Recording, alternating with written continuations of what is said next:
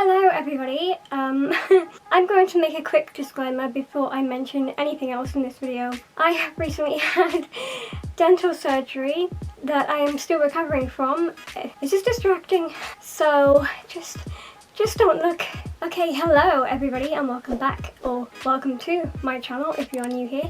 You're probably wondering why I'm dressed as Hermione Granger. Well, it is our Lord and Lady Emma Watson's birthday today, and I thought what better way to celebrate other than dressing as Hermione Granger. I know you all did the exact same thing. Today's sewing video is going to be Emma Watson themed, as I just said, but I uploaded a poll onto my costume Instagram a couple of days ago and asking what celebrity you would like me to make a DIY video of, and Emma Watson won by a landslide. Will you stop scratching? But this will be a super fun, quick DIY kind of video for one of her most iconic looks. I am using a fabric that is under £10, so this whole outfit came together for under £10. Now I know times are tough and the lockdown and restrictions mean that a lot of us can't do the things we love, but sew with your scrap fabrics if you have any laying around. If you don't know how to sew, learn. Make some quick easy things. It's a super fun skill to have and I really encourage you to give it a go. Maybe you can try this.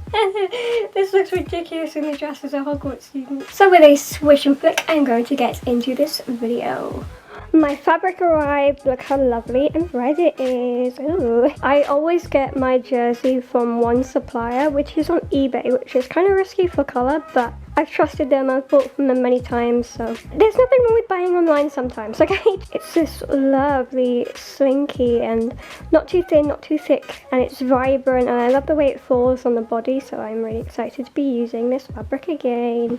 Yay. Here are the things that you will need. So a really helpful app that I use to track my progress is called iSewMe. This is where I store my reference pictures, fabrics, little notes, anything that I need to look back on when I'm sewing. Then you'll need your fabric, obviously. A sewing machine. I use Singer Heavy Duty. It's a really great machine. And make sure that your machine is set on a zigzag stitch that is not too wide but also not too small, so I use between 3 and 2. And of course you need some pins and a really sharp fabric scissor or scissors, a red thread and a red threaded bobbin. And this is optional, but you can use some jersey sewing machine needles. I use a notebook to write any notes or to doodle any patterns. You'll need something to mark your fabric with. I use a tailor's chalk. I also always have a cup of tea when I'm sewing. I'm going to be using this t-shirt to base my pattern on. And of course, I need a good Netflix show to binge whilst I'm sewing. So I started by laying my shirt on top of the fabric and chalking around it with a seam allowance that was 1.5 centimetres. I realised that you can't see any of the chalk lines, but they are there, I swear. Then I cut my shirt piece out. I didn't have a separate sleeve, I included it in the shirt. It's a lot easier for you at home to follow along and make. Then I laid a large rectangle of fabric on my floor and cut it into 2. However, before I cut this, I just checked to see if it was wide enough to be gathered and to be split into 2, which I did by draping it on my mannequin with my shirt piece on it. Draping is a much easier method of creating something, and I am not a mathematical person, so I would advise this for beginners. And as you can see, I cut it in 2.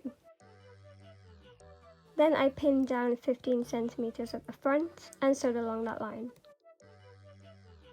Then I gathered it with a wide, straight machine stitch.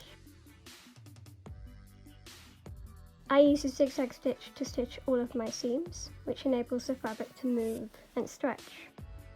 Gathering is pretty easy, you just have to pull on one of the threads at either side of the fabric, and as you can see, it pulls and gathers. Wow, I've just realised that layering red on top of red is really hard because you cannot see the top pattern piece.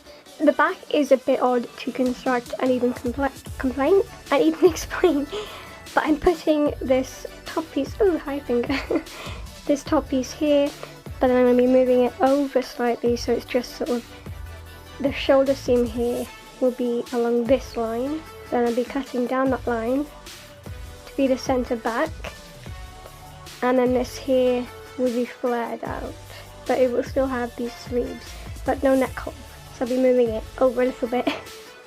I hope that explains my process.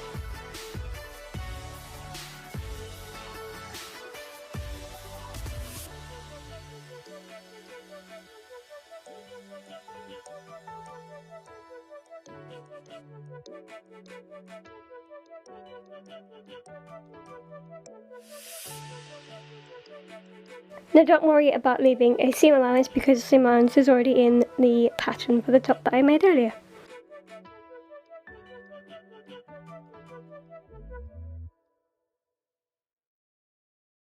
Now I'll cut down this line here down the middle. Remember to leave 2 long strips of fabric to create your bow. I will get into this a little bit later. This is me just trying it on for fun because I really like bows. Definitely one of the weirdest things I've ever made. The fact that it looks really cute from the front and it looks a bit like a jumpsuit. So kind of like business in the front, party in the back. It's so strange, but I love it. I then went and sewed my gathered skirt front to my shirt front with a zigzag stitch. As you can see, I had excess fabric at the bottom of the shirt piece, but this is just trimmed off later. And I sewed this with a pretty small zigzag just to keep the gathers in the skirt. Then I went around the skirt front and hemmed all of the edges down. I roll hemmed the bottom of the skirt so that it wouldn't catch and drag on the floor. It keeps those raw edges encased and there's much less chance of anything fraying this way. I hemmed this with a wide straight stitch again.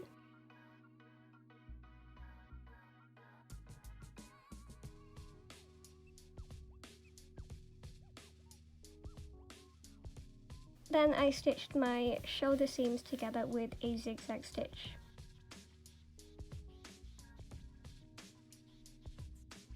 Then I hemmed my sleeves before I sewed the sides together. This just made things a little bit easier. I did zigzag the hem at first for the sleeves, but this actually created more of a lettuce hem, which I didn't really want, but now at least I know how to do that. But I removed this and replaced it with a straight stitch hem.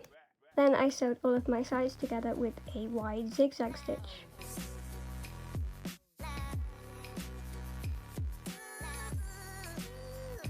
So I was very near completion on this dress, and it is late at night and I've sewn the hems the wrong way. So that's cool. I could sit here and just unpick all of these, but one, I cannot be bothered. Okay. And 2, this fabric is quite delicate and I don't think it will hold being unpicked and taken apart and resewn.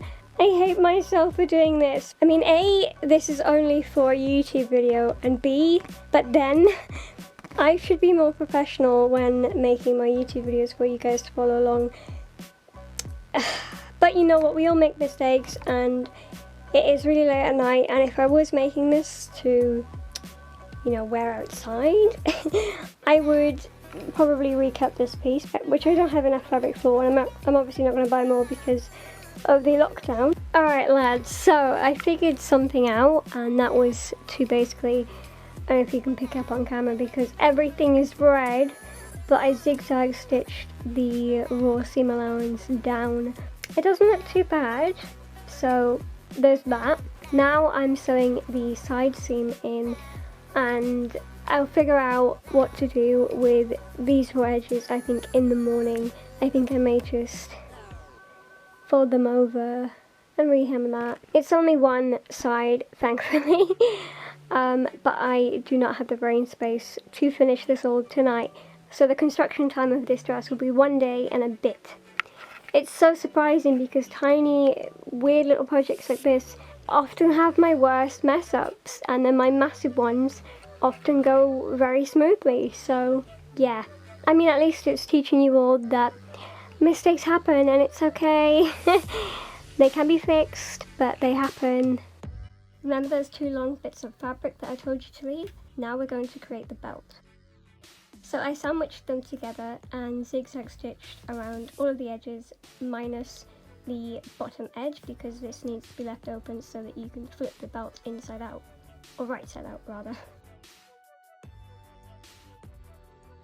And by the end of it you will have one long tube of stretchy fabric. This will need to be pressed really well with steam to be flat. And remember to tuck in those little raw edges at the bottom there and sew them down. Ta-da!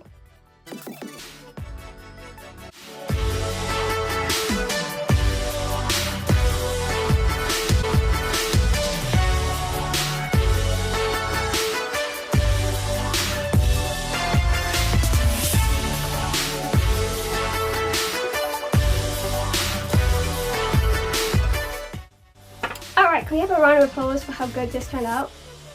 I really love it. I love it. I mean, I have nowhere to wear it, especially now, but I'm going to wear it around my house and feel like I'm at the Golden Globes. Do tag me in any pictures on @Tinkerbri Costumes or @Bri Sews Things if you have tried this and recreated it. I would adore that. I would love to see it. Please do so. Maybe I'll do more Emma Watson-inspired sewing things. She has really great style. After doing this, I have a Pinterest board of things that she's worn that I would like to make, and that's quite sad. I really like Emma Watson. If you like this video and you'd like to see more like this, hit thumbs up or leave a comment. Let me know. Anyway, I hope you enjoyed this video and I will see you guys next time. Goodbye.